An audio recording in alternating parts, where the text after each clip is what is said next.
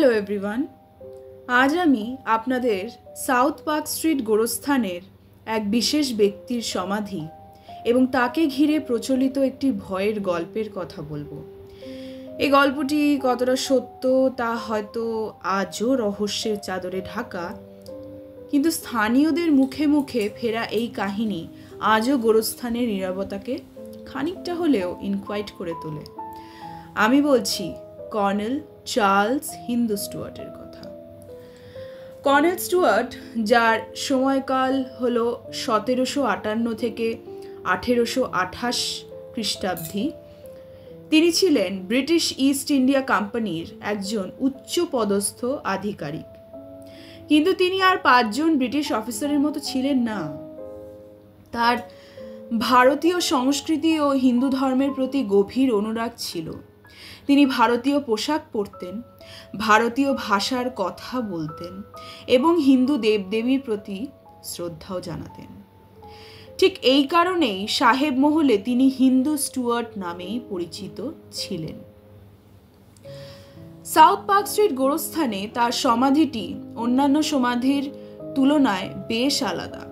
এর স্থাপত্যে হিন্দু মন্দিরের আদল দেখা যায়, যা সেই সময় প্রেক্ষিতে এক বিরল দৃষ্টান্ত। এই বিশেষ স্থাপত্যই হয়তো পরবর্তীকালে নানা ভয়ের গল্পের জন্ম দিয়েছে। স্থানীয়দের মধ্যে এমন বিশ্বাস প্রচলিত আছে যে আজও রাতে কর্নেল স্টুয়ার্টের অশরীরী আত্মা তার সমাধির আশেপাশে ঘুরে বেড়ায়। অনেকে নাকি অদ্ভুত পায়ের শব্দ শুনেছেন, আবার কেউ আবছা এক ছায়া দেখতে পাওয়ার দাবিও করেছেন। এই গল্পগুলির কোনো সুস্পষ্ট প্রমাণ না থাকলেও কর্নেল স্টুয়ার্টের ব্যতিক্রমী জীবন এবং তার সমাধির বিশেষ গঠন মানুষের মনে এক রহস্যের সৃষ্টি করে। একটি বিশেষ ঘটনার কথা প্রায় শোনা যায়। 19 শতকের শেষ দিকে কয়েকজন ব্রিটিশ সৈনিক রাতের বেলা গোরস্থানের পাশ দিয়ে যাওয়ার সময় নাকি কর্নেল স্টুয়ার্টের সমাধির দিক থেকে ভেসে আসা মৃদু ঘণ্টার ধ্বনি শুনতে পেয়েছিলেন। প্রথমে তারা বিষয়টিকে গুরুত্ব দেননি, কিন্তু কয়েক রাত ধরে একই ঘটনা ঘটার পর তাদের মধ্যে ভয় সঞ্চার হয়। তারা বিষয়টি স্থানীয় পাদ্রীকে জানান। পাদ্রী সাহেব নিজে সেই স্থানে গিয়ে কয়েক রাত অপেক্ষা করেন, কিন্তু তিনি কোনো অস্বাভাবিক শব্দ শুনতে পাননি। স্বাভাবিকভাবেই এই ঘটনাটিকে কল্পনা বা ভুল শোনার ফল বলে উড়িয়ে দেওয়া হয়। তবে এই ঘটনার রেশ কিন্তু পুরোপুরি মেলানো যায়নি।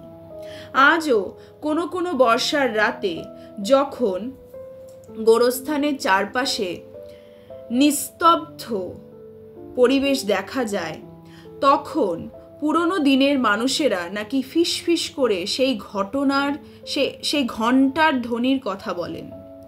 তাদের বিশ্বাস, কর্নেল স্টুয়ার্টের আত্মা আজও তার প্রিয় ভারতীয় সংস্কৃতির প্রতি টান অনুভব করেন এবং সেই নীরব ঘণ্টার ধ্বনি তারই প্রকাশ।